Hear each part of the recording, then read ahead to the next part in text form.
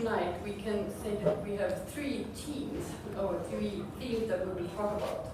We have the Nobel Prize exhibition that we all get, we have the Nobel Prize Teacher Summit, and we have our Swedish alumni here tonight. So it's a bit of a mixed crowd, but I think what we all have in common is that we are friends of Bangladesh and Sweden, and that's the most important. It is kind of the first time. Both of our Swedish alumni networks, including the SI Leader Lab. We have perhaps also some Stockholm Junior Water Prize winners, and then we have a lot of teachers with us. What a great gathering, and a warm welcome to all of you. The depth of our friendship does not depend on the length of our acquaintance. This is a quote from the Bard of Bengal, Rabindranath Tagore. And the reason why I mention him tonight is, of course, because we are in Nobel Week. I think we have mentioned your name several times, but maybe it's start with you talking or telling us a bit more about your profession and when you started as teacher, and maybe at what school you work at? Ladies first. Thank you. Thank you, Lovisa. Thank you, Madam Ambassador. I'm Arufa Momtaj. I'm an educator. I am an English teacher. Working in a college that includes both high secondary and tertiary education. I'm an English literature teacher, and I've been teaching there in the same college for over the last 11 years. This is the southernmost part of our country.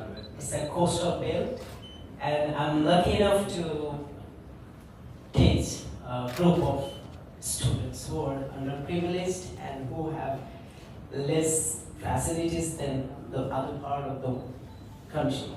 So, and at the same time, I'm an SI alumni, so I had the opportunity to take my master's from Malmö University, and I'm lucky enough to visit this Nobel Prize Teacher Summit as well. Thank you very much. Thank you. So actually, we are lucky enough to have that chance. So you know what? We are the teachers, and we lead a kind of, to me, it's a kind of mythological character, Sisyphus life. So we need to cover the days every day in the same way, just rolling the stone to put it on the top of the mountain. So it was a great opportunity for me because I need to make my vision clear, very clear. So while I'm living, what is the point of my living here?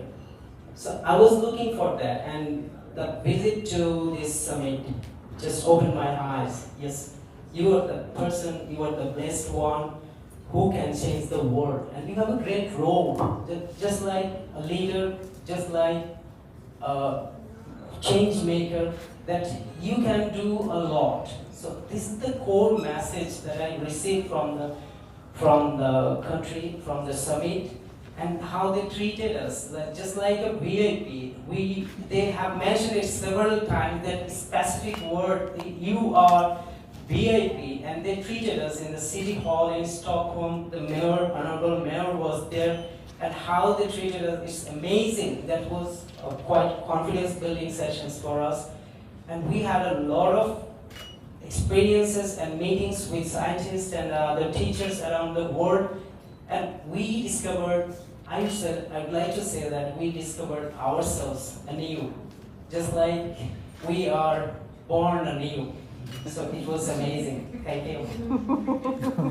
Wow. Marufa, were you also born anew? Or you find particularly interesting, and how were the discussions developing? I mean, teachers from all over the different world, what was the common theme that you had in these discussions? Maybe I'll give this question to you, Sarah? Yeah. Thank you very much.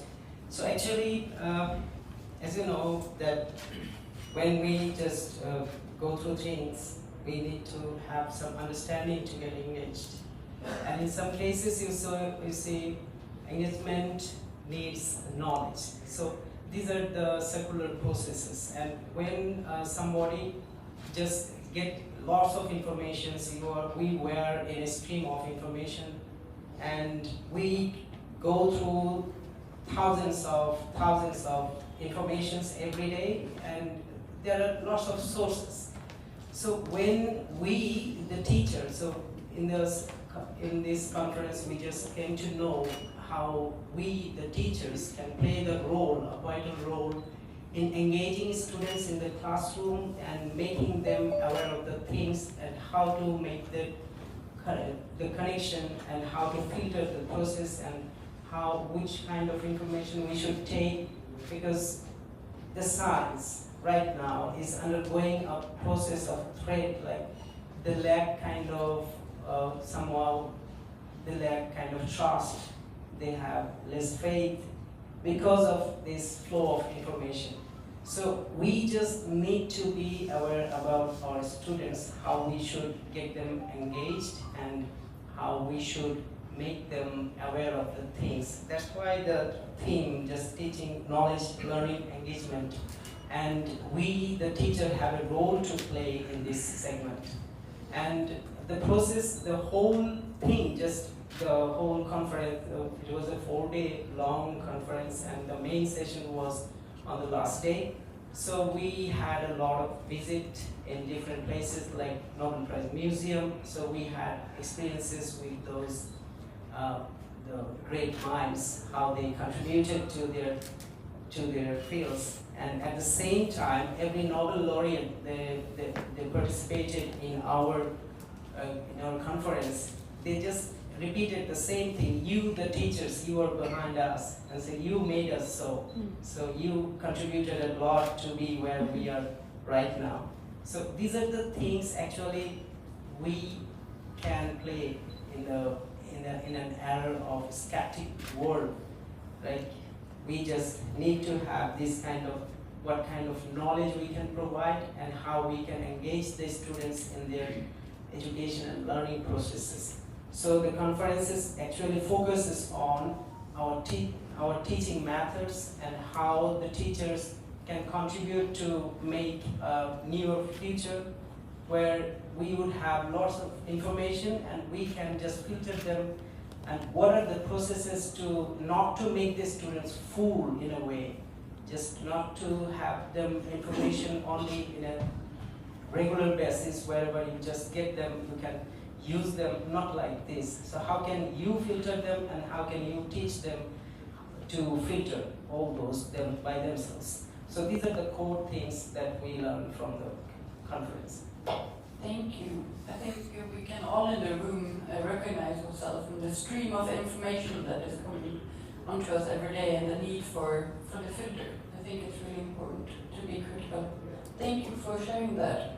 Thank you. Marufa, considering that you questions. Yeah. So I just wanted to ask you, how would you say that being the criticism and the questioning, how will that help the students to learn in the end? What brings it? That's a great question. Thank you for the question. And actually, what happens when you are learning or you are teaching, whatever you are doing, so when you are in a stream of information, so you have difficulties in both learning and teaching. So in some cases, you will see that we have, just take example of Corona time. So during the COVID sessions, we had lots of information, and even the scientists got confused which way to present them, because it was a kind of challenge to make the people believe in the things that was going on. But the actual thing that we should keep in our mind, that we should first, that what I learned from the conference, from the presentations of some scientists and some teachers. So what is the core message is that when you are provided with some information, so first of all you should think over it, why they are providing me this kind of information. What are the benefits? Only for our core, the core message is to give us the message only, or they have kind of benefits from them. So when we get some information, we need to be a kind of critical, in the sense that why these are given and whether I should take it or not. And then we should have kind of some questions to ourselves whether we should take it, how can we believe them, and just to rely on some reliable sources. So these are the things when you just cross-match all these things, you can find some believable things that would be right to take or pick and which is not. So that's the process we should actually always should follow, and this is the thing we are going to practice in our classes as well, because when we are dealing with some contemporary issues, so we have to have some kind of debates over the things, and how they are collecting the information becomes very necessary. So it's our responsibility to show them this kind of things you can take, or these are the sources that are quite reliable. So making them acquainted with those things, these are reliable or not, it goes to the responsibility of the teachers, because we have to show them the actual process of doing the things. Otherwise, they will get derailed, or they will be fooled by someone. So that's not should be expected. So we have a great role in criticizing, and in some cases being critical and finding the real things and revealing the truth as well. Thank you. Thank you. I think we all have the nightmares from the COVID times back in, and how difficult it was to sort of the information. I remember that I was staying in Sweden back then, but it was difficult. There was a lot of disinformation going on, and so I think it's really important that we learn that on early stage to be responsible. Okay. You messages for your fellow teachers in Bangladesh that you would bring on from the Teacher Summit. Okay, my core advice is embrace the change. Embrace the change, foster positive learning, and also empower your students to be confident and to be comfortable. Thank you. Beautiful. So your question just reminds me one great picture that is painted on the City Hall. So I can recall the name of that Golden Hall room, and there is a goddess there, and she is spreading her hands, two hands, just welcoming the two parts of the world, East and the West. So this is the core message that I bring to my country, because this is the time, just as Marufa said, so I would not like to defer her, because this is the core message. The world is ours, and we must mingle with the world. So this part East and the part West doesn't matter, just the message should be in our mind that we need to change the world together. And we have that opportunity to change the world. So let's change the world and change ourselves. When we'll be able to change ourselves, bringing newer things, bringing positive things would be so easier for us. So this is a welcoming message every time whoever and the next participants in the conference would get the same message, I think. Just be closer to the world. It's too close, and just get the opportunity. The world is ours. The change we can bring. Thank you. Thank you. Wow, I feel inspired at least. Embracing the change. And I think, yeah, let's open up the floor. I see my dear colleague Barry standing on the side, and then we have Sophia also with a microphone, and also respecting our time, maybe keep the questions short, and please introduce yourself also so we know who you are. Okay? Do you have anyone? Yeah, okay. Let's gather 3 questions together and then we answer. Should I go first? Please, Good evening, everyone. My name is Masoom. So I was a participant of the 2018 Nobel Prestige Summit. hearing from your stories from this year, something is very inspiring for me as well, because I work with the kids as well. And I'm going to ask a very specific question that relates the refugees, because I work with the refugees. And during your participation in the summit, have you encountered or come across something that mostly focuses on the refugees? I'm considering there might be a lot of Ukrainian refugees as well in Sweden right now. I should go one by one, or Maybe if you take the Please first specify. one, and yeah, we talk about the refugee.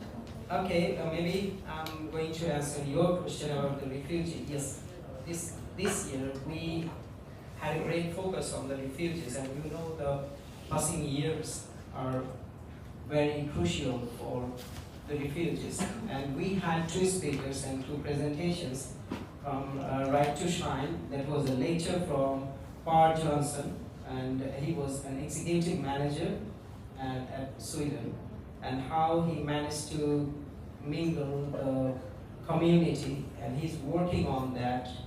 He's running an NGO, and his experience of his being settled in Sweden, and his experience of getting involved in the society. So he just narrated all these things. And we have another speaker from the USA. He is Ahmed Badr, and his main focus was reclaiming the power of narrative agency. So he just focused on the people are undergoing the sufferings all through the years, mainly the refugees, and how they are being tortured, and in some cases how they are getting deprived of their basic rights, and how the world is presenting their information or the situation bringing forth to us. So just they focused on these things. Yes, this year we got very, very intensive focus on this part. Yes. Thank you. I also want to add some that I met 2 or 3 Ukrainian teachers. They are actually refugees. They are working as a teaching assistant in different schools. But they say that in the schools in Sweden, so just made me feel that we in our country, we lack some courage or maybe some capacity in respect of creating intuition or kind of inspiration in the students, just to have the questions from themselves. Like, I'm asking myself some questions why these are happening. Then the question raised, and then the people get inspired to ask others. So first of all, we should make them prepared to ask question to themselves first. So that is very important, and we should think twice about this thing. Thank you. And does anyone dare to Yes, and hard questions. It was very interesting for me, because actually we teachers, we have a great role in just leading the community. So it doesn't actually we can't limit this opportunity to any specific subject as well. If I can realize that I'm a teacher, then I must realize that I'm a leader. So, and the leader actually realized what is the demand of the time. So these are the demands, like changing environment is getting changed, so we are facing some challenges. So we need to think in a way, how can we engage the students in the classroom and outside the world. The first thing we should do right now, just bring them out of the classroom and engage them to the world, what is happening around. So it doesn't matter in which subject I am actually teaching. In any subject, we can bring those things, we can engage them in different ways. The process of engaging the students is very necessary. That's, I think, as a teacher, I should do. So no matter what, from which discipline I am. also, I'd like to add some that in textbooks there are different things about climates in different disciplines. Like there are story about climate changing in Bengali or in English. Okay, so what teachers can do that they can interchange the knowledge and how to incorporate those that thing like climate and about changing in the classroom accordingly. Like math teacher can also incorporate climate in the classroom about giving math regarding climate change. What will happen? Multiply that. What will happen after you cut one tree or 7 trees? What will happen? Okay, so it's up to the teacher how he or she will incorporate that in the classroom. So that's what I said. We have the power. So teacher, please use that power. Thank you. Thank you so much. I think we have time for about 2 more questions from the audience. Thank you. I'm Mahmoud Rahman. I'm an associate professor at Bangladesh University of Business. I'm currently the chairperson of Student Alumni Network. So what I'm going to ask you something that this year Student Alumni Network have one event on the positive discipline, and we did this event in 2 schools in Bangladesh. One is a school that have a middle class family, and another school is the underprivileged children that they cannot have the formal education or something like that. And I really got inspired by what you said about teaching, so you learn to embrace the world. And if we look at the main problems we have in the world today, this, like climate change, conflicts, resource loss, etc. These are not problems you can solve by teaching just math or teaching just science or chemistry or Bangla. So how, as teachers, what is it within your control that you can do differently so that you can have this much more integrated way of teaching your students about reality? Thanks. That's a nice question.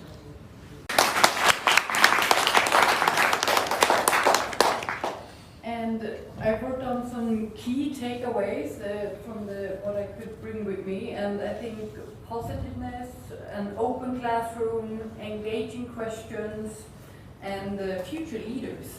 And that are some takeaways. And I think that can be applied in not only in classrooms, but in workplaces or in families.